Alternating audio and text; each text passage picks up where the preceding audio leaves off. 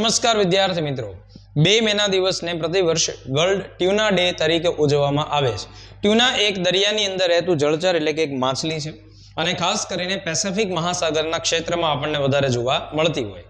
યુનો દ્વારા વર્ષ 2016માં એવું નક્કી કરવામાં આવે છે કે પ્રતિ વર્ષે 2 મેના દિવસને આપણે ટ્યુના ડે તરીકે ઓળખશું અને દોસ્તો 2017ના વર્ષથી આ દિવસની ઉજવણી પ્રતિ વર્ષે થાય છે.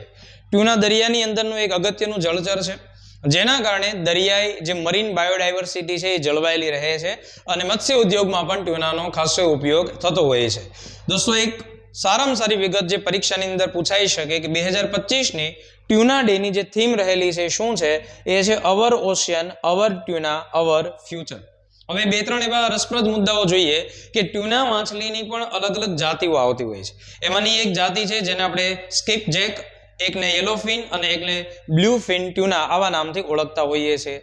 જેમાંની આ જે બ્લુફિન ટ્યુના છે એ 10 ફૂટ જેટલી લંબાઈ અને 900 કિલો જેટલો વજન ધરાવતી હોય છે. દરેક પ્રકારના જળચરો અથવા દરેક વન્યજીવોના સંરક્ષણ માટે અલગ અલગ સંસ્થાઓ દ્વારા અથવા આપણી ભારતની સરકાર દ્વારા વિશેષ દિવસો ઉજવવામાં આવતા હોય છે અને દોસ્તો આવા દિવસો પરીક્ષાની અંદર પણ પૂછાતા હોય છે. સતત આપણે આવા વિડીયોથી મળતા રહેશું જે તમને આગામી પરીક્ષાની અંદર ખૂબ લાભદાયક થશે. Thank you very much.